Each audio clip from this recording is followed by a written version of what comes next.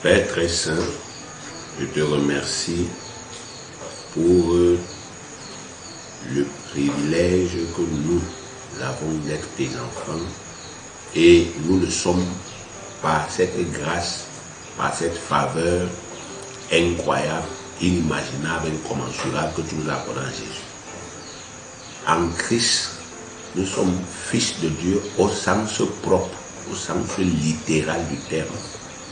Grâce à cet esprit que nous portons en permanence en nous.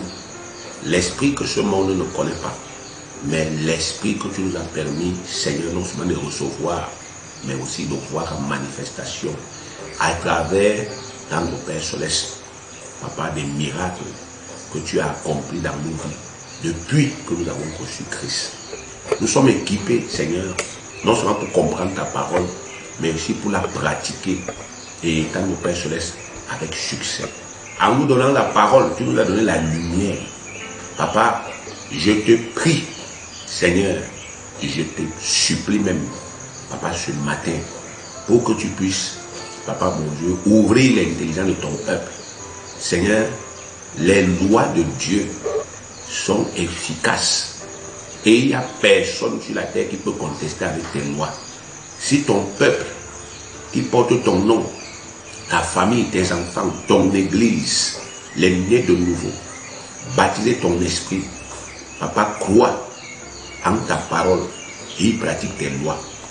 Peu importe les fausses, peu importe les trous, peu importe les détresses, ils partiront, Père éternel, de toutes ces situations pour émerger et pour prévaloir, parce que nous portons ta gloire à nous. Je te supplie donc, ô Père, d'amener tout un chacun à une pleine compréhension. Ceux qui ont commencé ce travail, mais sans aucune conviction, Père, je prie que tu puisses te révéler.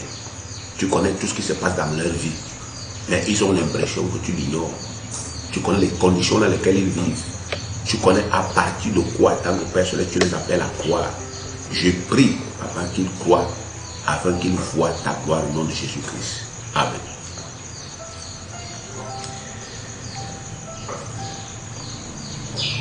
Les clés naturelles, le travail. Rappel, nous avons dit que le travail est une activité qui génère des revenus. Nous avons donné cette définition qui est simple, qui n'est pas compliquée, pour montrer au peuple de Dieu qu'il ne doit plus détester le travail. Nous voulons que la mentalité des enfants de Dieu au sujet du travail change.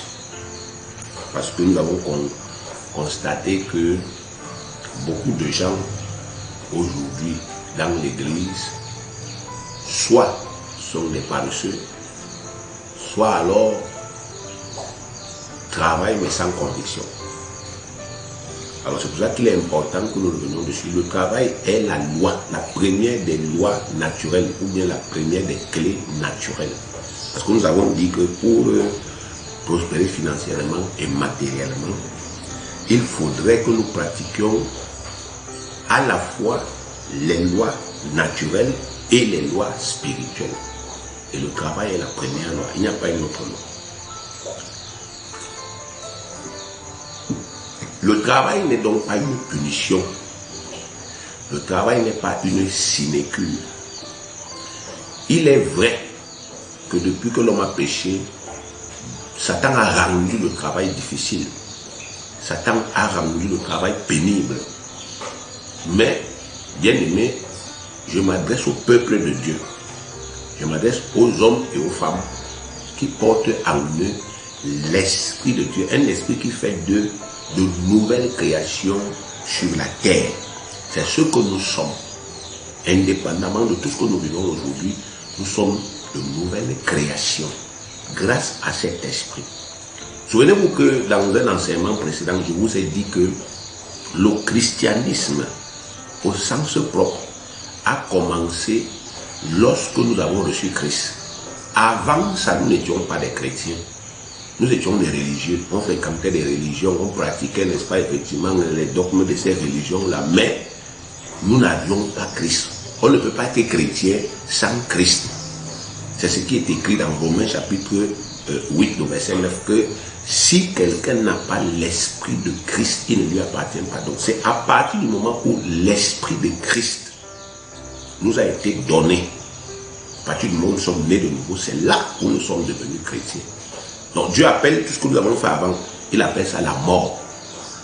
Donc dans l'esprit de Dieu, dans la pensée de Dieu, le christianisme ne doit pas être la continuité de la vie que nous avons menée, la continuité du système de pensée que le monde nous a aidé à construire en nous avant Christ.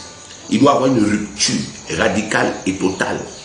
Parce que tout ce que nous avons appris du monde, tout ce que le monde nous a inspiré, n'est d'aucune utilité dans le christianisme. Christ a sa propre sagesse. Christ a sa propre intelligence.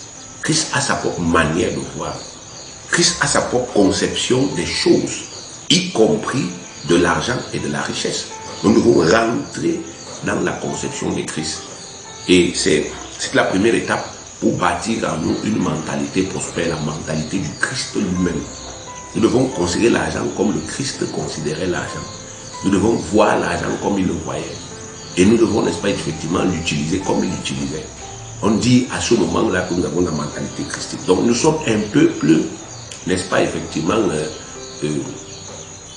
nouveau sur la terre. Nous sommes des hommes nouveaux. Nous sommes le peuple de Dieu. Et donc quand Dieu nous enseigne ces lois, c'est parce qu'il sait que nous sommes son peuple et que nous sommes dotés de la capacité, non seulement de comprendre ces lois, mais de les pratiquer.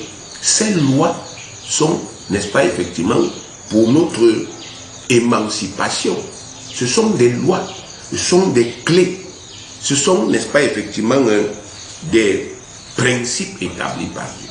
Et il dit, vous devez travailler. Le travail n'est pas une punition. Tout enfant de Dieu doit aimer le travail. Proverbe 14, 23. Tout travail procure l'abondance, mais les paroles enlèvent même qu'à la disette. Tout travail procure l'abondance. Tout ce que Dieu a initié, institué comme travail, ça procure l'abondance. Ça peut amener quelqu'un à vivre dans l'abondance. Tout travail. Mais ce n'est pas comme ça que le monde nous a appris à considérer le travail. Il y a des choses aujourd'hui qu'on appelle des sots métiers, des métiers de sots ou bien des métiers de sous-hommes. Et il y a beaucoup d'enfants de Dieu aujourd'hui qui exercent ces métiers. Mais comme ils ont encore la mentalité du monde, ils ne considèrent pas, n'est-ce pas, que ces métiers puissent leur apporter l'abondance. Ils se disent que je fais ça parce que je n'ai rien à faire. Donc si j'avais quelque chose d'autre à faire, j'abandonnerais ce sot métier depuis longtemps. Alors quand un homme, lui-même un homme, qui exerce un travail, maudit son propre travail, quand il considère que son travail n'est rien, alors comment est-ce que vous espérez qu'il puisse, n'est-ce pas, s'enrichir, se développer à partir de ce travail? Ce n'est pas possible. Vous voyez? Donc nous voyons ça dans notre société dans laquelle nous vivons, mais c'est une mentalité qui nous vient du monde. Dieu lui nous dit que tout travail procure de l'abondance, pourvu qu'on pratique ce travail en respectant les normes que Dieu a établies, en respectant les clés qui régissent, n'est-ce pas, effectivement, ce travail-là. Donc c'est important que chacun de nous prenne conscience de cela.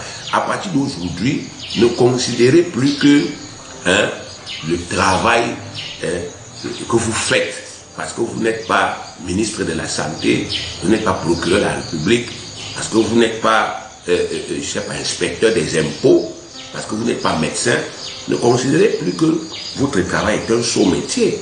Considérez que le travail que vous faites, n'est-ce pas effectivement, aux yeux de Dieu et selon Dieu, a de la valeur et il est noble. C'est un noble travail parce que j'ai dit que Dieu a inventé le travail. Mais il n'a pas inventé le travail pour que les gens se gaussent et se vantent. Il a inventé le travail pour permettre aux hommes, n'est-ce pas effectivement, de servir les autres. Donc le travail est d'abord un moyen par lequel un homme apporte les talents, les aptitudes que Dieu lui a données, il les met au service, pour les mettre au service des autres dans la société. Le travailleur, c'est quelqu'un qui est au service des autres. C'est quelqu'un, n'est-ce pas effectivement, qui met à la disposition des autres ce que Dieu lui a donné. C'est d'abord comme ça qu'il faut voir le travail. Donc si vous êtes balayeur de rue, vous mettez à la disposition des autres le talent, l'aptitude que Dieu vous a donné. Quand ils passent là, ils se vantent. Les rues de notre ville sont propres. Ils sont en train de vous bénir. Ils sont en train de dire que vous exercez un métier noble. Mais seulement, vous, avec la mentalité du monde, vous ne considérez pas que ce métier est noble. C'est pour ça que Dieu veut qu'il y ait une correction dans vos pensées. Le travail, bien aimé, ça consiste d'abord à mettre à la disposition de la société les talents, les aptitudes, les compétences que Dieu nous a données. Donc, le travail de chacun est d'abord en lui. C'est quelque chose d'intrinsèque en lui. Chacun de nous a en lui des aspirations. Et c'est vers ces aspirations qu'il veut tendre, qu'il doit tendre, pardon. Parce que quand vous faites un travail auquel vous aspirez, et n'est-ce pas effectivement, vous le faites bien. Mais quand vous faites un travail auquel vous n'aspirez pas, alors vous le faites mal.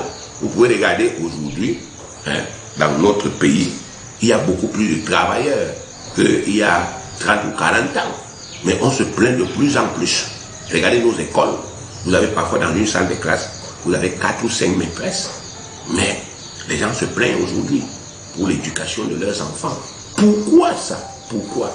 Parce qu'aujourd'hui, les gens ne cherchent pas à travailler pour servir les autres, mais ils cherchent à travailler parce que, n'est-ce pas, effectivement, ils veulent fuir la famine, ils veulent fuir la pauvreté, ils veulent fuir le chômage. Voilà comment c'est déjà biaisé dans leur tête. Alors, ils sont prêts à faire n'importe quoi. On se retrouve dans un domaine, n'est-ce pas, qui n'est pas le nôtre, auquel on n'aspire pas. Et maintenant, quand on se retrouve piégé à l'intérieur, on commence à mal faire son travail. Donc, il est important. Bien aimé, on appelle ça la vocation. Regardez même l'église aujourd'hui. Vous vous retrouvez, n'est-ce pas, effectivement, avec, dans une église, 60 pasteurs qui sont assis là. Ils ont une seule église, une seule assemblée. Ils sont 60 pasteurs assis. Ils sont des travailleurs. 60 pasteurs qui s'assoient tous les jours pour écouter la parole de Dieu. Imaginez-vous, bien aimés, si ces 60 pasteurs se déploient dans 60 quartiers de la même ville. Ça fait 60 communautés qui vont naître, 60 cellules qui vont naître, 60 maisonnées qui vont naître. Et l'église, n'est-ce pas, effectivement, va grandir. Plus de gens vont entendre la parole de Dieu. Donc vous voyez, donc quand les gens se retrouvent dans quelque chose, alors que ce n'est pas leur vocation, ils font toujours la chose là mal. Ou bien ils cherchent à utiliser cette chose-là pour s'en sortir, pour sortir de leurs problèmes, alors que ce n'est pas ça, n'est-ce pas, que Dieu a voulu lorsque lui a créé le travail. Vous devez rentrer dans l'esprit de Dieu. Savoir que le travail n'est pas une punition. Même s'il y a des peines quand on travaille, le travail est une chose noble. Le travail, n'est-ce pas, élève l'homme. Le travail rend l'homme digne. Et on mesure le travail de quelqu'un, pas à ses mots, pas à ses paroles, mais à son efficacité. Ce sont les gens qui bénéficient de votre travail qui doivent dire oui, vous travaillez bien. Ce n'est pas vous qui devez le dire. Ce sont les gens qui doivent dire je suis satisfait du travail, n'est-ce pas, effectivement, de telle ou de telle autre personne. Donc vous voyez, c'est important. C'est tout cela qui tourne autour du travail.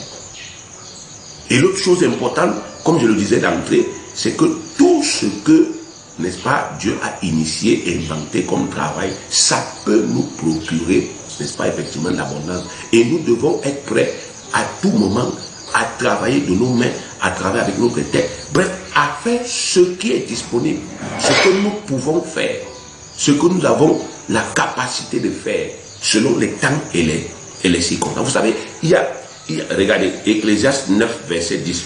Tout ce que ta main trouve à faire avec ta force, tout ce que ta main trouve à faire avec ta force, fais-le, car il n'y a ni œuvre, ni pensée, ni science, ni sagesse dans le séjour des morts où tu vas. Tout ce que ta main trouve à faire avec ta force. Vous savez, il ne faut pas que les enfants de Dieu soient figés. Vous ne devez pas être figés. Vous devez être flexible.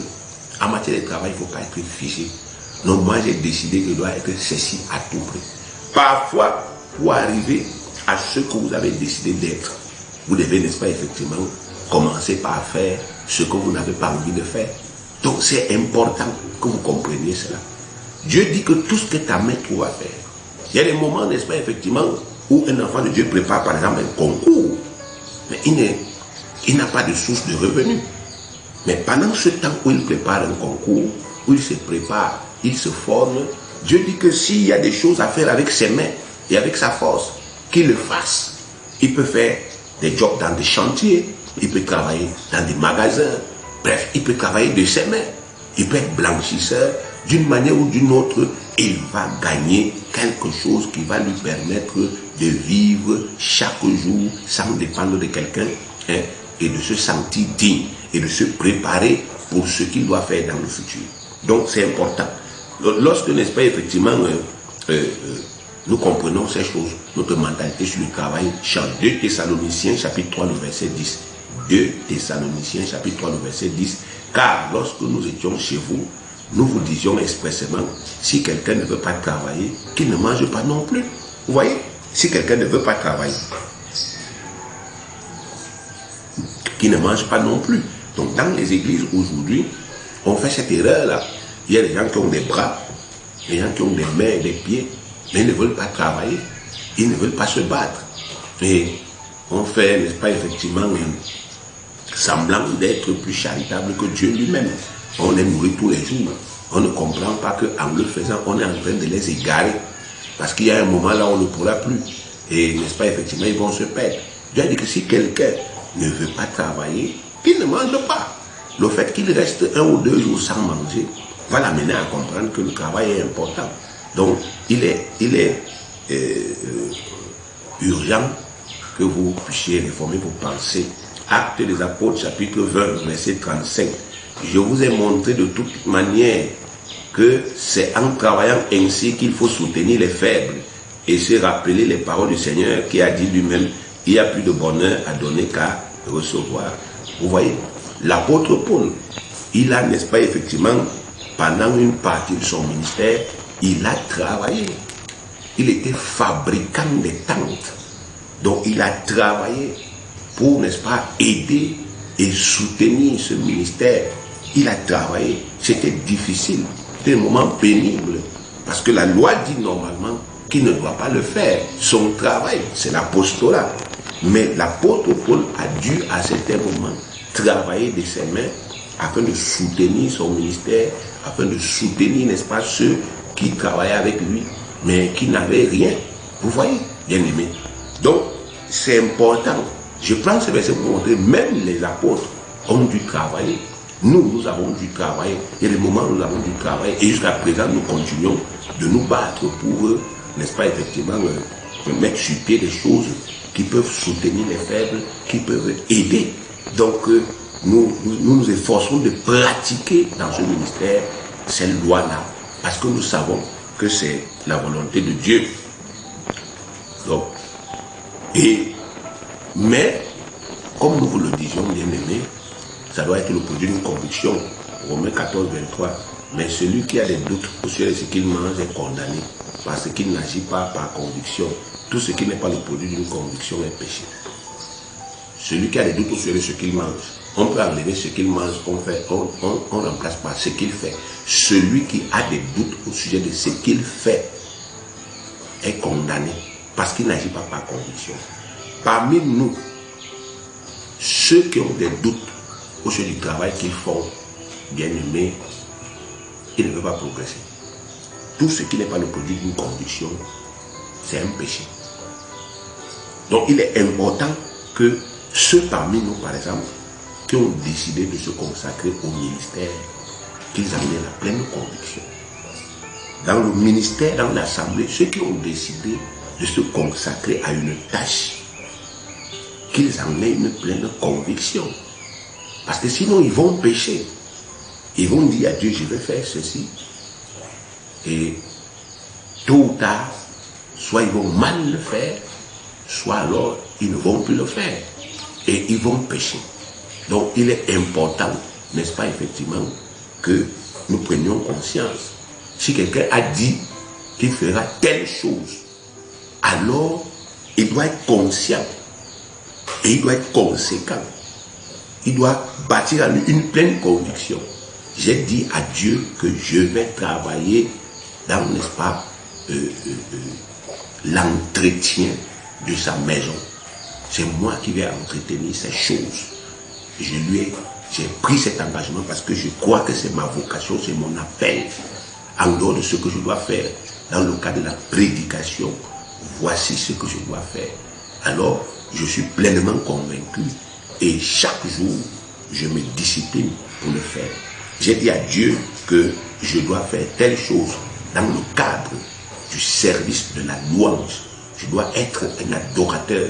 Je dois travailler, non seulement pour l'adorer, mais aussi pour amener les gens à pratiquer l'adoration et la louange.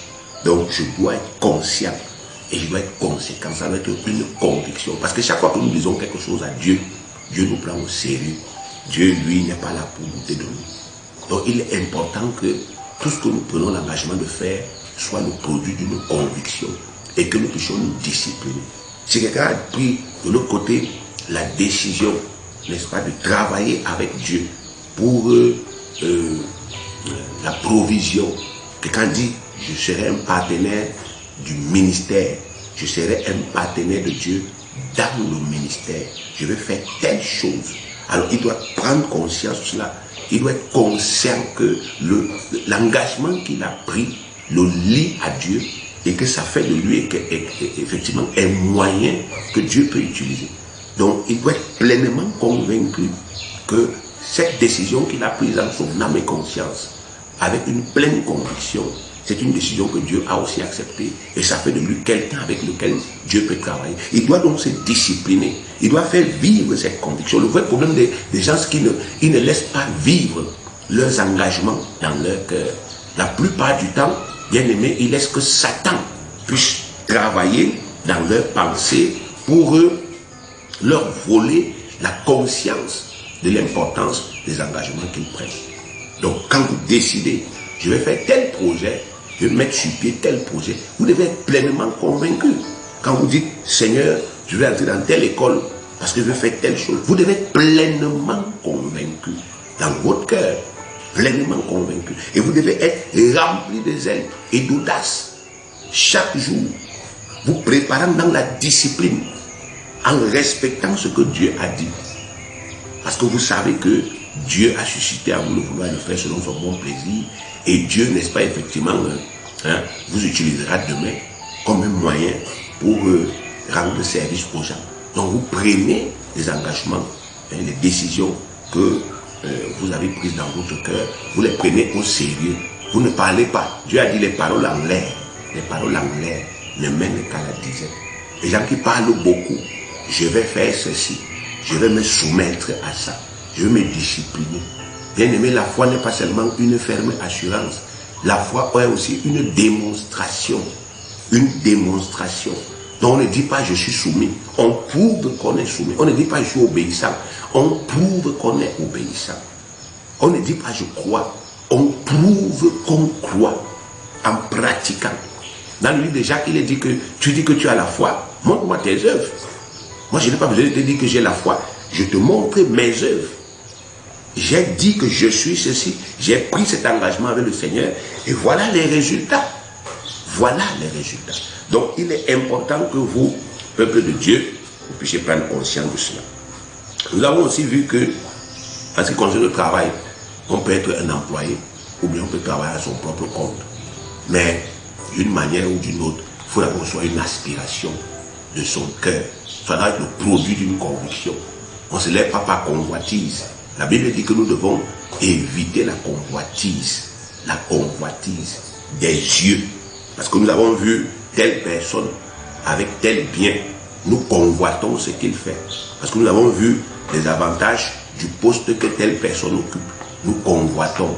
Et puis, n'est-ce pas, effectivement, hein, nous aspirons à ça, nous voulons à tout prix et nous employons des moyens détournés. Non, ça va être l'aspiration de mon cœur. Je voudrais travailler, Seigneur, pour corriger ceci dans la société. Je voudrais travailler, je voudrais être, par exemple, un magistrat. Je voudrais être un magistrat, Seigneur, pour rendre justice aux gens. Parce que je regarde, quand je vois aujourd'hui, les gens souffrent énormément, Seigneur. Ils souffrent énormément. Quand je regarde notre palais de justice, je vois comment les usagers souffrent. J'ai envie d'apporter quelque chose là-bas. J'ai envie que les gens soient soulagés. Je voudrais être, Seigneur, un administrateur. Parce que de l'autre côté aussi, les gens se plaignent. Ils disent que les administrateurs sont loin d'eux et qu'on ne s'intéresse pas à eux. Moi, je voudrais être quelqu'un qui va leur rendre service. Je voudrais être un instituteur, Seigneur. Parce que aujourd'hui, de plus en plus, la formation des enfants est importante. Je voudrais me consacrer à ça. Je voudrais être un médecin, Seigneur, pour soigner les gens. Je voudrais les aider. Parce que de plus en plus, dans ce monde, il y a des maladies, Seigneur. Et il y a beaucoup de gens qui n'ont pas la foi pour croire à la guérison spirituelle. Pour croire qu'on peut leur imposer les mains et ils guérissent. Donc je vais être médecin, Père éternel, pour les soigner. Donc il y a toujours quelque chose qui nous pousse à désirer, qui nous pousse à désirer faire un travail. Seigneur, je voudrais être restaurateur. Parce que je veux permettre aux gens, n'est-ce pas, de pouvoir se relaxer et avoir un endroit où ils peuvent bien manger. Je veux avoir un restaurant. Donc, les gens, parfois, quand ils n'auront pas le temps de préparer chez eux, je vais les rendre un service. Ils pourront venir avec leur famille, ils pourront manger, ils pourront commander des plats emportés, ils rentreront. Je veux être ça dans la société. Je veux leur rendre quoi? Un service. Donc, chaque fois que nous voulons faire un travail, nous devons avoir une aspiration. Et quand nous avons cette aspiration, bien aimé, que ce soit un travail que nous entreprenons en tant qu'un employé, que ce soit un travail que nous entreprenons en tant que notre propre patron, c'est du pareil au même. C'est un travail. Que je décide de travailler pour quelqu'un, c'est-à-dire être son employé, ou bien être l'employé de l'État, ou bien que je décide de travailler à mon propre compte, c'est du pareil au même, c'est le travail. Et comme Dieu a dit, tout travail procure l'abondance.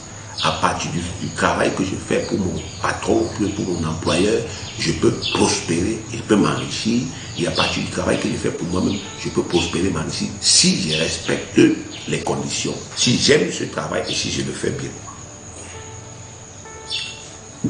En ce qui concerne le fait de travailler à son propre compte, de mettre sur pied une activité génératrice de revenus, nous avons insisté sur le fait de ne pas suivre la voie du monde, qui est de s'endetter.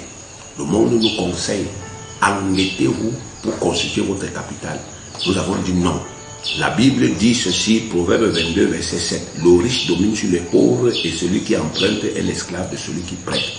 Aujourd'hui, bien aimés, la plupart des gens que vous voyez sur cette terre, sont, n'est-ce pas, effectivement, les grands chefs d'entreprise.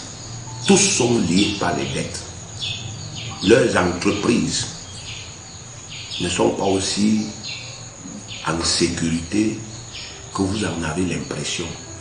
Parce qu'ils ont des dettes, des très grandes dettes. Ils sont tenus de payer les traites à leurs banquiers chaque mois, chaque trimestre, ainsi de suite.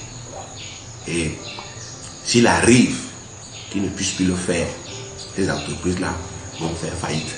Elles seront saisies et ils vont faire faillite. Donc Dieu nous apprend que inutile de s'empresser. Nous pouvons constituer nous-mêmes le capital pour créer notre entreprise. Même si ça nous prend 5 ans, c'est un processus. Nous pouvons prendre 5 ans à constituer progressivement le capital. Et Dieu nous a dit que c'est lui qui donne le capital. On a lu 2 Corinthiens chapitre 9, le verset 10. Il dit que c'est lui qui donne la semence. Et il a insisté, vous mes enfants, vous mon peuple, qui voulez mettre sur pied des activités génératrices de revenus, des entreprises qui vous soient propres. il a dit, la condition pour que je vous donne le capital, mettez mes serviteurs à l'aise, pourvoyez aux besoins de mes serviteurs. Faites des pactes avec votre Dieu. Dites à votre Dieu, je vais pourvoir aux besoins de ce serviteur-ci. J'ai constaté que c'est un besoin réel dans sa vie. Je veux qu'il soit à l'aise pour faire le travail. Le travail pour lequel toi, Dieu, tu l'as établi. Je ne veux pas qu'il ait des soucis dans sa tête. Je vais pourvoir. C'est mon alliance. C'est mon pacte entre toi et moi, Seigneur.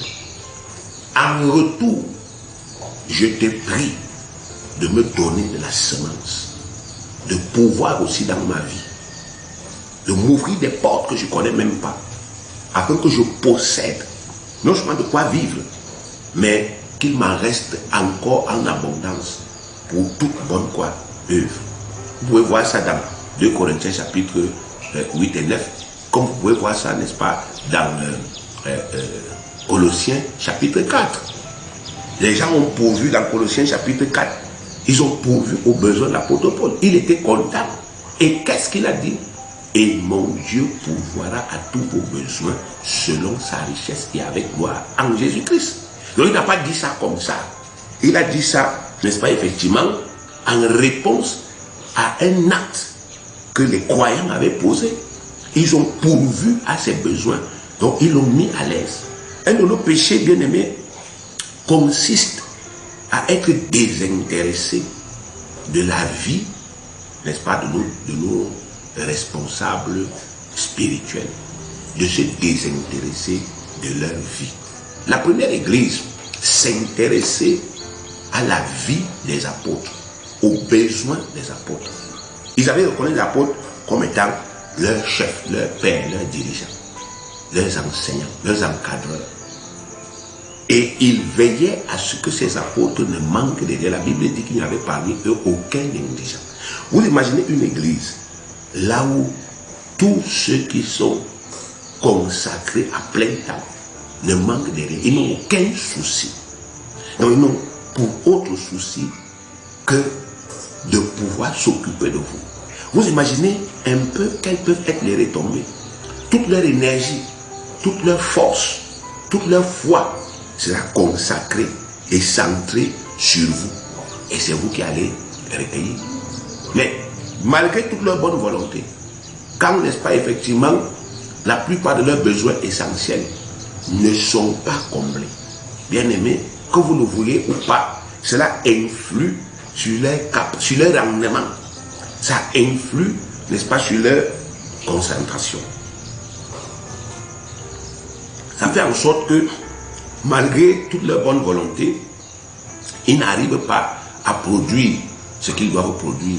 Or, la Bible dit qu'ils doivent s'aimer. L'apôtre Paul le dit. Ils doivent s'aimer en vous les biens spirituels. C'est le spirituel qui prime. Si vous avez des hommes de Dieu qui travaillent tous les jours à s'aimer en vous les biens spirituels, à s'aimer en vous la parole, à s'aimer en vous dans vos vies ce qu'il vous faut sur le plan spirituel, bien aimé, vous allez prospérer. Parce que c'est ce qui est spirituel qui prime.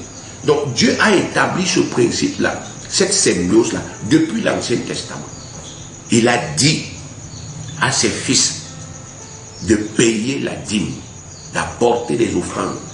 Et il a établi un certain code par rapport à ça, pour que les sacrificateurs ne manquent de rien, pour qu'ils ne soient pas troublés.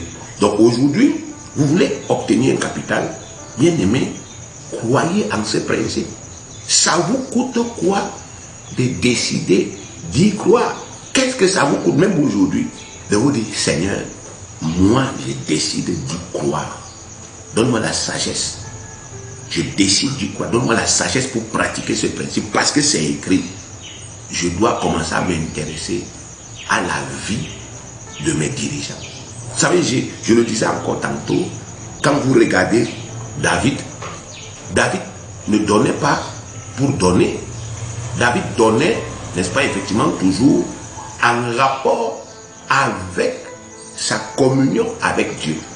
Donc c'est selon la communion qu'il avait avec Dieu que lui, David, il donnait à Dieu. Donc David ne se débarrassait pas de ce qui ne lui servait à rien. Quand vous lisez, vous allez vous rendre compte que quand il fallait, n'est-ce pas, effectivement, que l'arche revienne, Dieu avait besoin d'une tente. Et David a construit une tente. Quand il fallait, n'est-ce pas, effectivement, que Salomon construise le temple, David a préparé ce qui était nécessaire. Il a d'abord dessiné les plans du temple et en plus, il a commencé à prêter le matériau et les biens nécessaires. Et au moment, n'est-ce pas, de passer la main à son fils, il a sacrifié toutes ses économies, tout l'or qu'il possédait. Dans 1 Chronique 29 que nous avons lu, il a dit, je donne par attachement pour la maison de mon Dieu. Donc, ça devrait être comme ça que les chrétiens aussi réfléchissent. Ils ne viennent pas à l'église simplement et puis ils se débarrassent de ce qui... Non, ils doivent, n'est-ce pas, effectivement, dans leur communion avec Dieu et dans leur communion avec leurs dirigeants, dans leur intimité avec leurs dirigeants, ils doivent, n'est-ce pas, donner en fonction des besoins de leurs dirigeants, des besoins, n'est-ce pas, effectivement, de leur ministère. Nous avons encore ça dans Luc chapitre 8. On vous dit qu'il y a des femmes qui assistaient le Seigneur Jésus de leur bien. Elles l'assistaient dans ses diverses missions. Elles connaissaient sa vie. Elles connaissaient ce qu'il faisait. Elles connaissaient ses combats. Elles connaissaient ce qu'il vivait. Et elles lui prêtaient une assistance. Pensez-vous que cette assistance était la bienvenue? Bien sûr, puisque ça venait à propos. C'était des choses, n'est-ce pas, auxquelles Jésus s'attendait. C'était des choses qui étaient nécessaires pour lui. Vous voyez? Et on arrivait un matin, pendant qu'il préparait un voyage, il devait aller dans une ville voisine. Voilà que ces femmes-là, qui vivaient avec lui, qui étaient en communion avec lui, arrivent et disent, Seigneur, nous savons que tu vas en mission à tel endroit, nous avons apprêté ceci, ceci, ceci. Et c'était bienvenu. Et c'est pourquoi ces personnes ont prospéré. Donc il faut une certaine communion d'abord avec les dirigeants, avec, n'est-ce pas, effectivement, la communauté, pour savoir quelles sont, n'est-ce pas, les choses nécessaires et indispensables pour ceux qui ont été consacrés à plein temps. Vous savez, nous sommes tous nés de nouveau, nous avons tous le même esprit, mais Dieu lui dit que parmi nous qui sommes nés de nouveau, il a pris certains et il en a établi apôtres, prophètes, pasteurs, docteurs et évangélistes. Donc, il a pris parmi ses fils nés de nouveau certains à qui il a donné le ministère. Pourquoi? Pour le perfectionnement des autres, pour l'encadrement des autres. Donc c'est leur métier, c'est leur travail, c'est ce qui leur a été donné. Et à ce titre-là, eux aussi, ils méritent d'être à l'aise. Le travail qu'ils font, bien aimé, ça doit produire. Donc il est important que vous compreniez. Vous voulez lancer une entreprise à fonds propres, bien aimé, ne partez pas vous endetter, pratiquez la loi que Dieu a établie. C'est une loi d'amour. Vous commencez à vous intéresser à la vie de vos parents spirituels, ceux qui vous dirigent, ceux qui vous enseignent, et vous leur faites une part de tout ce que vous possédez. Vous leur faites une part. C'est dans le livre de Galates. Et vous allez voir comment est-ce que le Seigneur, vous mettant à l'épreuve et voyant que vous êtes fidèle, vous allez voir comment il va vous ouvrir des portes. Parce que vous allez devenir n'est-ce pas, un moyen que le Seigneur pourra utiliser pour nourrir ses serviteurs, pour leur donner à manger, pour les mettre à l'aise. Et ainsi, le Seigneur va vous utiliser comme un canal. Donc voilà. Vous pouvez aussi vous mettre ensemble. Si vous voulez constituer une entreprise, mais que c'est trop lourd, vous pouvez vous mettre ensemble dans la communauté. Vous ne devez pas vous mettre ensemble avec des païens, des non-croyants. Non, ça c'est le premier principe pour échouer. Quand vous voulez constituer une entreprise, ne vous mettez jamais en commun avec les païens. Même si le païen là arrive, il a 10 milliards, ne vous mettez pas avec lui. Ne vous laissez pas séduire. Si vous vous associez à un païen, vous allez échouer. Parce que le païen, il est officiellement sous l'autorité d'un esprit diabolique. Même s'il prospère, posez-vous toutes les questions de savoir quelles sont les lois que lui, il pratique pour prospérer. Celui qui va chaque mois ou chaque année remuer les crânes de ses parents pour avoir le pouvoir de réussir. Bien aimé, c'est les esprits là qui lui donnent cette richesse. Celui qui va tous les jours donner de la nourriture au Mami Wata et il prospère, ce sont ces esprits là. Celui qui entre dans les forêts pour se prosterner devant les arbres sacrés, ce sont les mêmes esprits. Celui, n'est-ce pas, effectivement, qui adore la lune, le soleil et les étoiles, ce sont aussi ces esprits qui lui donnent sa prospérité et sa richesse. Donc, cette richesse-là, même si elle est exubérante, elle est sous l'autorité de cet esprit. Tant que cet esprit contrôle cet homme, il le laisse prospérer. Mais le jour où cet homme-là échappe ou bien tente de s'échapper au contrôle de cet esprit l'appauvrit. Celui qui est entré dans la rose au quoi, celui qui est entré dans la franc-maçonnerie ou dans une autre secte et qui est devenu riche, ce sont les esprits de cette secte-là. Donc ne vous associez jamais. Vous voulez construire une entreprise, ne vous associez jamais. Je ne vais pas dire que vous ne pouvez pas travailler pour quelqu'un qui est dans la rose ou quoi. Non, ça c'est être son employé. Mais je parle de créer une entreprise avec un païen. Dieu dit dans 2 Corinthiens 6 à partir du verset 14 qu'il n'y a pas de communion entre le fidèle et l'infidèle. Donc ne vous associez jamais, ne vous mettez pas sous un joug étranger avec ces gens. Évitez. Donc vous devez éviter la dette, mais vous devez aussi éviter ce type d'association. N'allez pas emprunter chez eux pour venir, n'est-ce pas, effectivement, réaliser votre entreprise. L'argent qu'ils vont vous emprunter là, c'est sous l'autorité de leurs esprits. Cet argent ne vous servira à rien.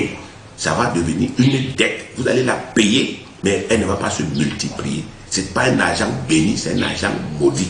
Donc, Satan enrichit les gens simplement pour que ces gens-là attirent les autres dans les pièges dans lesquels eux-mêmes ils sont tombés. Il n'enrichit pas les gens pour que les gens puissent vivre heureux. Non, il les enrichit pour se servir d'eux comme des appâts. Quand vous voyez, n'est-ce pas, effectivement, une jeune fille du jour au lendemain qui est entrée dans une secte et qui a une grosse voiture, vous l'enviez. Mais vous ne savez pas qu'elle couche avec un serpent. Si on vous demande d'aller aussi pratiquer ça, est-ce que vous allez accepter? Je pense que non. Donc, vous pouvez vous mettre ensemble entre fils de Dieu, nés de nouveau, ayant la même foi. Mais il est indispensable, si vous mettez ensemble pour créer votre entreprise, il est indispensable que vous soyez d'un commun accord. Vous avez, n'est-ce pas, effectivement, Matthieu chapitre 18, qui est clair à ce sujet-là. Vous devez être d'un commun accord. Vous ne pouvez pas être parfait, mais vous devez être d'un commun accord. Il est écrit, Matthieu 18, 18, je vous le dis en vérité, tout ce que vous lierez sur la terre sera lié dans le ciel, et tout ce que vous délierez sur la terre sera délié dans le ciel. Verset 19, je vous dis encore que si 2 d'entre vous s'accordent sur la terre pour demander quelque chose, une chose quelconque, elle sera accordée par mon Père qui est dans le ciel. Elle sera accordée par mon Père qui est dans le ciel, qui est dans les cieux, pardon. Car là où 2 ou 3 sont assemblés à mon nom, je suis au milieu d'eux. Donc ici, le Seigneur dit que si vous décidez de vous mettre ensemble, vous devez vous accorder. Le mot s'accorder ici, c'est le mot grec symphoneo, duquel nous tirons le mot symphonie. Symphonie. Vous voyez, la symphonie c'est quoi? C'est que chacun chante avec sa voix, mais on s'arrange à ce que les voix là s'accordent, soient dans la même gamme. Vous voyez? Donc les chrétiens peuvent se mettre ensemble pour créer une entreprise. Mais il faut qu'ils aient la même conviction. Vous ne pouvez pas prendre votre argent et vous mettez dans un projet pareil, mais dans votre cœur, vous le maudissez. Dans votre cœur, vous n'êtes pas convaincu. Puisque c'est un projet commun, alors ça va échouer. Vous êtes le maillon faible et c'est vous qui allez apporter l'échec. Donc vous devez partager tous la même conviction, la même joie et la même confiance. Et vous devez, n'est-ce pas, effectivement, partager la même foi et pratiquer la même discipline. Vous pouvez vous associer. Il y en a un qui a le terrain, il dit bon, faisons un champ. J'ai 5 hectares de terrain, lançons, je ne sais pas, une culture, par exemple de manioc, et produisons du couscous. Et vous avez la main d'œuvre, vous avez des bras, il a le terrain. Et n'est-ce pas, effectivement, il y en a qui vont apporter telle ou telle, n'est-ce pas, effectivement, ressource. Ça va permettre que l'entreprise se réalise. À la fin, vous voyez, bon, toi tu as apporté ceci, ton apport s'élève à tant. Toi tu as apporté cela, ton apport s'élève à tant. Et par rapport à ça, vous partagez les bénéfices. Par rapport à ce que tu as apporté, tu as droit à tant. C'est comme ceci. Vous avez cet esprit, ce même esprit, vous travaillez ensemble et vous allez produire des résultats. Donc même si la construction d'une entreprise, elle est difficile, vous vous mettre ensemble pour constituer le capital. Ça va vous alléger. Mais je dis, il faut prendre conscience que vous possédez la capacité de le faire. Vous êtes d'abord des enfants de Dieu. Donc, c'est très important pour vous. Donc, voilà ce que je pouvais dire sur le travail. Aujourd'hui, je vais aborder la gestion des revenus du travail. La gestion des revenus. Que vous soyez un employé ou bien un patron, vous devez absolument bien gérer ce que vous gagnez si vous voulez que ça vous procure le bien-être financier et matériel auquel vous aspirez. Gagner abondamment de l'argent est une chose, mais pérenniser ce qu'on a gagné en est une autre. Si vous manquez de sagesse dans la gestion de votre argent ne vous apportera pas le bien-être escompté. Parmi les lois naturelles, il y a travailler, mais parmi les lois naturelles, il y a aussi savoir gérer. Proverbe 17, verset 16. À quoi sert l'argent dans la main de l'insensé? À acheter la sagesse, mais il n'a point de sens. À quoi sert l'argent dans la main de l'insensé? À rien.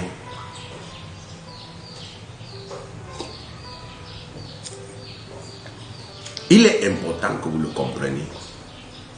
Nous avons des gens qui ont eu l'argent, mais qui ont mal géré.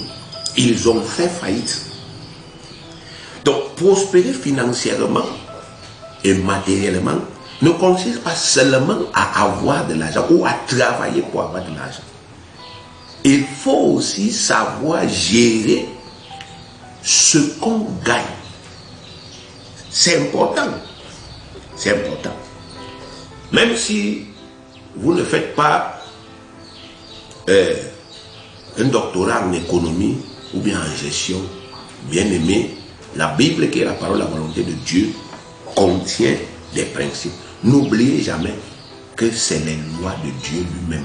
Ce n'est pas les lois des hommes. Je vous dis que c'est Dieu, le créateur des cieux et la terre. C'est lui qui a établi ces lois. Et le propre avec une loi que Dieu a établie, c'est que ça marche.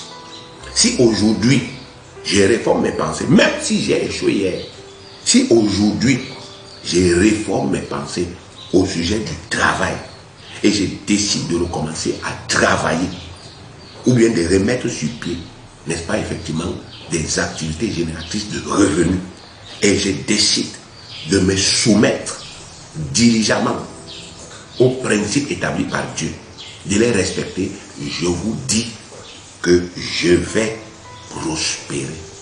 Parce que dès que vous pratiquez une loi de Dieu avec persévérance, bien aimé, il y a un résultat.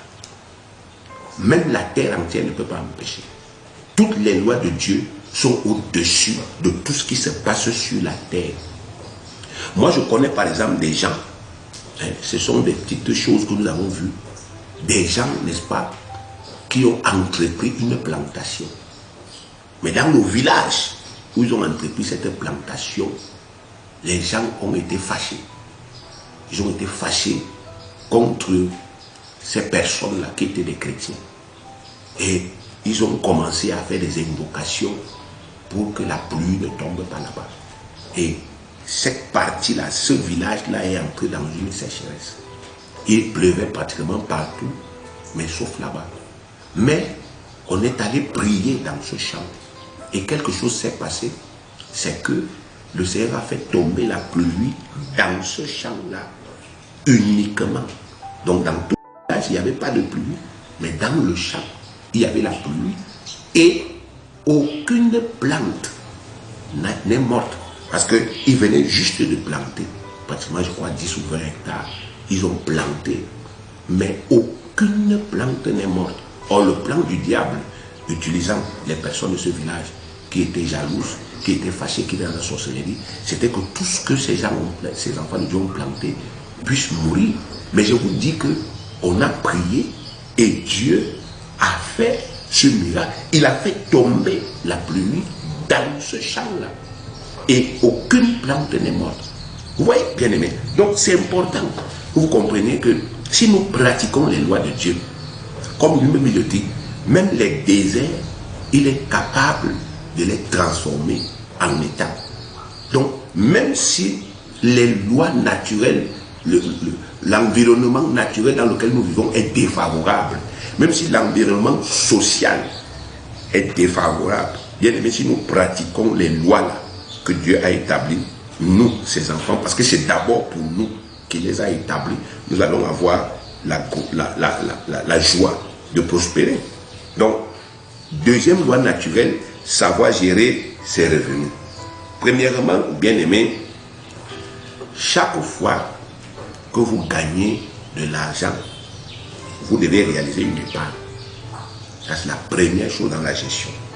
Épargner, c'est faire des économies sur tout ce qu'on gagne. Votre épargne, c'est de l'argent que vous gardez pour des besoins futurs ou pour les mauvais jours. Chaque fois que je gagne de l'argent, je dois réaliser une épargne. Je dois mettre de l'argent de côté. Lisons Genèse chapitre 41, du verset 33 au verset 36. Il est écrit: maintenant que Pharaon choisisse un homme intelligent et sage et qu'il mette à la tête du pays d'Égypte, que Pharaon établisse des commissaires sur le pays pour lever 1/5 des récoltes de l'Égypte pendant les 7 années d'abondance, qu'il rassemble tous les produits de ces bonnes années qui vont venir, qu'il fasse sous l'autorité de Pharaon des amas de blé, des approvisionnements dans les villes, et qu'ils en aient la garde. Ces provisions seront en réserve pour le pays, pour les 7 années de famine qui arriveront dans le pays d'Égypte, afin que le pays ne soit pas consumé par la famine. Donc ici, il s'agit de la parole de sagesse que le jeune Joseph avait donnée à Pharaon pour lui permettre d'anticiper sur les 7 années de famine que Satan avait planifié contre le pays de l'Égypte. Alors, il lui dit: choisis un homme intelligent et sage. Vous voyez, il faut faire preuve d'intelligence et de sagesse. Quel serait le rôle de cet homme-là? Il doit prélever 1/5 de tout ce qu'on va cultiver. Et il prélève ça, il garde. Il ne mange pas. Il prélève, il garde. Qu'il construise des hangars. Il doit construire des abris pour cette épargne-là. De telle sorte que l'épargne-là ne soit pas détruite. Et il doit mettre des surveillants pour veiller à ce qu'on n'y touche pas. Ça doit rester là. L'objectif, c'est que dans les 7 années de famine qui vont suivre, nous ne soyons pas dans la précarité, mais que nous ayons dans tout le pays de quoi vivre. Bien aimé, ceci nous montre la sagesse de Dieu. Souvent, lorsque nous commençons à gagner de l'argent, nous sommes euphoriques. Et c'est dangereux. Euphorique. Nous nous disons: ah, ça fait très longtemps, pardon, que je suis dans la galère, trop longtemps que je suis dans la souffrance. Alors aujourd'hui, je vais d'abord boire, je vais manger, je vais danser, je vais me réjouir, c'est utile. Mais Dieu dit: commence par faire une épargne. Si tu gagnes 100 000, ici, le montant c'est 1/5. c'est-à-dire 25% de ce que tu gagnes. Peut-être actuellement, à cause des difficultés, ce n'est pas possible que quelqu'un prélève 25% de son salaire chaque mois, ou bien de ses gains, n'est-ce pas, de chaque jour. Peut-être que ce n'est pas possible. Mais Dieu dit, il faut prélever quelque chose pour mettre de côté. Nous avons actuellement dans notre environnement des païens. Comment ils font? Nous voyons comment est-ce qu'ils mettent sur pied des moyens pour épargner. Donc chaque jour, il y a des collecteurs. Qu'est-ce que Dieu dit? Il faut des gens pour collecter. Chaque jour, il y a des collecteurs qui se promènent, qui sillonnent, n'est-ce pas, effectivement, les commerces des gens. Ils s'en vont et ils prélèvent 1000 francs, ou bien 2000, ou bien 3000, et ils enregistrent. Et ces gens-là, bien aimés, chaque jour, ils mettent quelque chose de côté. Ils ont la foi que je vais mettre ça de côté, je ne vais pas y toucher. Ils se disciplinent parce que c'est pour garder. Bien aimé, vous imaginez si quelqu'un cotise 1000 francs par jour, chaque jour en un an, ça lui fait une épargne de 365 000. Et s'il fait ça pendant 10 ans, ça lui fait 3 650 000. Vous voyez? Il dit un minimum. Donc, c'est possible à quelqu'un, après 10 ans d'épargne, de lancer une entreprise dont le capital est à 2,5 millions. Et ça va lui, il va lui rester encore en abondance pour continuer à vivre. Mais il faut d'abord qu'il accepte cette discipline. La discipline de l'épargne. Il faut épargner. Il faut faire des épargnes. C'est important. Vous devez réaliser des épargnes sur tout ce que vous gagnez. Tout ce que vous gagnez. Tout ce que vous gagnez. En amassant comme une fourmi, vous réaliserez avec le temps une réserve abondante dans laquelle vous pourrez puiser pour subvenir aux besoins qui se présenteront dans le futur. Celui qui a une solide épargne ne craint point les mauvais jours.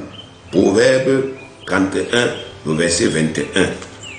Elle ne craint pas la neige pour sa maison, car toute sa maison est vêtue de cramoisie. On parle ici de la femme vertueuse. Proverbe 6, verset 6 à 8. Va vers la fourmi paresseuse, considère ses voies et devient sage. Elle n'a ni chef, ni inspecteur, ni maître. Elle prépare en été sa nourriture. Elle amasse pendant la moisson de quoi manger. Elle prépare en été sa nourriture. Elle amasse pendant la moisson de quoi manger.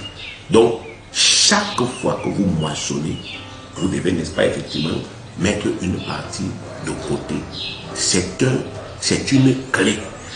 L'épargne, même si elle est minime, c'est une assurance. L'épargne est une sécurité. Mais l'épargne, c'est aussi une discipline. Malheureusement, nous sommes nés et nous avons grandi pour la plupart dans les familles. On n'a reçu aucune éducation dans ce domaine. C'est quoi Dieu a besoin de nous rééduquer aujourd'hui. Regardez les grands pays. Vous allez vous rendre compte que quand les crises arrivent, comme celle qui est arrivée actuellement, les gens vous disent, bon, on va puiser dans les réserves de l'État tel nombre de milliards pour pouvoir relancer l'économie. Bon, regardez maintenant les petits pays, les pays, n'est-ce pas, qui sont toujours en été. Pendant cette crise-là, qu'est-ce qu'ils font? Ils tendent encore la main. S'il vous plaît, aidez-nous ici. Et les pays riches en profitent pour les assujettir encore un peu plus. D'accord, on va vous aider. On va vous prêter 50 milliards. Mais vous allez rembourser tant. Et vous allez donner tant. Et vous allez perdre telle chose. Vous allez donner une partie de votre sous-sol. Une partie de votre pétrole. Ainsi de suite. Et ça fait en sorte que ces petits pays-là ne pourront jamais, je dis jamais, se développer. Tant que les gens ne comprendront pas qu'il est important et nécessaire que malgré tout ce que nous pouvons vivre, que nous constituions des épargnes. Les enfants de Dieu doivent le comprendre. C'est indispensable que vous acceptiez cette discipline-là. L'épargne ce que vous épargnez, c'est pour garder. Vous ne devez pas, n'est-ce pas, cultiver cette faiblesse-là, cette paresse-là, qui consiste, bien aimé, à tendre la main tous les jours et à toucher à votre épargne pour des choses futiles. Non, ce n'est pas cette attitude-là, ce manque de discipline, ce manque de consistance prouve que vous ne pouvez aller nulle part. Vous avez le carnet d'épargne de quelqu'un. Il a épargné 50 000 en un mois et en une semaine, il a dépensé 65 000. Donc il a vidé toutes ses épargnes et puis, n'est-ce pas, effectivement, il s'est endetté, n'est-ce pas, de 15 000 au-dessus. Ça prouve que c'est une personne indisciplinée. Or, Dieu vous dit que si vous n'avez pas cette discipline et cette fermeté, vous allez connaître les désagréments. Parce que la vie n'est pas un long fleuve tranquille. Il y a des choses que Satan va provoquer. Je prends le cas Covid-19 que le monde est en train d'expérimenter. En décembre 2019, personne ne savait ce qui devait se passer. Personne. Sauf les gens qui avaient en tête de provoquer cette histoire. Eux, ils savaient. Mais le commun des mortels ne savait pas. Et les gens croyaient, n'est-ce pas, que la vie allait continuer comme, n'est-ce pas, effectivement, d'habitude. Mais, du jour au lendemain, paf, on ne peut plus travailler. Vous étiez employé de quelqu'un, il va continuer à vous payer alors que vous ne travaillez plus. Non. On dit confinement. Tout le monde est rentré chez lui. C'est terminé. Même dans les églises, on a dit fermer tout. À partir de ce moment-là, l'église vit comment? Si cette église n'a rien, elle vit comment? Comment elle s'en sort? Les gens se sont retrouvés, bien aimés, dans des situations précaires. Ils n'avaient plus, n'est-ce pas, de source de revenus. Ils n'avaient plus d'argent. Et ils ne savaient plus comment vivre. Et beaucoup sont morts. Beaucoup ont fait faillite. Beaucoup, n'est-ce pas, effectivement, bien aimés, ils sont tombés parce que, justement, il y a cette loi que Dieu a établie, qui est la loi de l'épargne, qu'aujourd'hui, bien aimé, beaucoup de gens ont négligé. Beaucoup de gens ont mis de côté. Quand Dieu parle des épargnes, regardez ce qu'il dit à propos des épargnes. Je vais prendre Deutéronome. Deutéronome 28. Je vais prendre le verset 8. L'Éternel ordonnera la bénédiction d'être avec toi dans tes greniers. L'Éternel ordonnera à la bénédiction d'être avec toi dans tes greniers. C'est quoi le grenier? Dans notre coutume, dans nos traditions, le grenier, c'est là où on épargne, où on conserve les graines qu'on a récoltées. Donc, ça veut dire effectivement que chaque enfant de Dieu doit intégrer dans sa pensée que l'épargne est une loi établie par Dieu. C'est un principe. Je dois faire des épargnes. Je ne dois pas imaginer, je ne dois pas penser que je peux utiliser ce que je gagne chaque jour, n'est-ce pas, effectivement, au gré de mes besoins, au gré de mes désirs, au gré de mes pensées. Je dois prélever une partie et la mettre en sécurité, la mettre en réserve, afin qu'elle soit utile pour le, n'est-ce pas, effectivement, le futur. Si on s'en tient au récit de la Genèse que nous venons de lire au sujet de Joseph, le taux minimal prescrit par la parole de Dieu pour l'épargne est d'un cinquième, c'est-à-dire 25% du gain. Donc, mais comme je l'ai dit tantôt, même si actuellement vous avez des problèmes, vous avez des difficultés et que vous ne pouvez pas prélever 25% de ce que vous gagnez, parce que d'autre part, Joseph, lorsqu'il a donné cette directive à Pharaon, il faut noter que Pharaon n'avait pas de dette. C'était la période d'abondance. Donc quand tout va bien, on n'a pas de dette. On n'a pas, n'est-ce pas, effectivement, des liens. On n'a rien qui nous empêche d'être épanoui. Quand tout va bien, Dieu dit c'est 25%. Mais quand on se retrouve dans une situation difficile et que, n'est-ce pas, effectivement, bien aimé, on ne peut pas prélever 25%, n'en demeure pas moins qu'on doit prendre une partie de ce qu'on gagne pour mettre de côté. On doit faire des épargnes. Donc aujourd'hui, vous devez vous dire, Seigneur, bon, peut-être aujourd'hui je ne peux pas prendre 25%, mais je peux prendre 5%, je peux prendre 7%, je peux prendre même 10%, comme la dîme. Je peux prendre le même montant que la dîme et j'épargne ça chaque fois que j'ai un revenu. Je peux le faire, Seigneur. Et vous devez prier pour que Dieu vous donne la capacité, la force de le faire. Et vous devez vous discipliner. Vous devez comprendre que l'épargne, c'est de l'argent qu'on garde pour des besoins futurs. Et l'épargne est sacrée. On n'épargne pas aujourd'hui et on part ramasser demain. Non. Et s'il y avait des esprits dans vos vies, des esprits qui dévoraient, bien aimés, vous devez, n'est-ce pas, effectivement pratiquer les lois spirituelles pour que ces esprits ne dévorent plus. Donc, aujourd'hui, voilà la première loi, hein, la seconde loi, n'est-ce pas, naturelle, que le Seigneur voudrait que vous puissiez pratiquer. Je dois certes travailler, mais chaque fois que je gagne de l'argent, je dois réaliser une épargne. Une épargne que Dieu va bénir, comme il vient de le dire, qu'il va bénir et qui va me permettre d'être en sécurité pour des besoins futurs. Aujourd'hui, votre enfant, il est à la maternelle, il est même le premier, mais dans 5, 8 ou 9 ans, il sera à l'université. Bien aimé, ça ne sera plus comme aujourd'hui. Aujourd'hui, vous ne payez pratiquement rien. Mais lorsqu'il sera à l'université, on va vous dire de lui payer une chambre. On va vous dire, n'est-ce pas, de le nourrir tous les jours. On va vous dire de payer la pension. On va vous dire de payer les fournitures. Donc, le coût de son éducation va s'accroître. Il faudrait donc que vous ayez des choses que vous mettez en réserve. Quand vous regardez les riches, il y a des riches qui ouvrent des comptes à leurs enfants. Et réellement, des comptes à leurs enfants, au nom de leurs enfants. Et chaque mois, ils mettent de l'argent dans ces comptes-là. Et eux-mêmes, qui épargnent pour leurs enfants, ils n'ont plus autorité sur ces comptes. Donc, ils ne peuvent plus aller toucher ça. Vous imaginez, vous épargnez pour votre enfant depuis qu'il est né. Quand il aura 25 ans, bien aimé, il aura déjà un capital de départ pour la vie.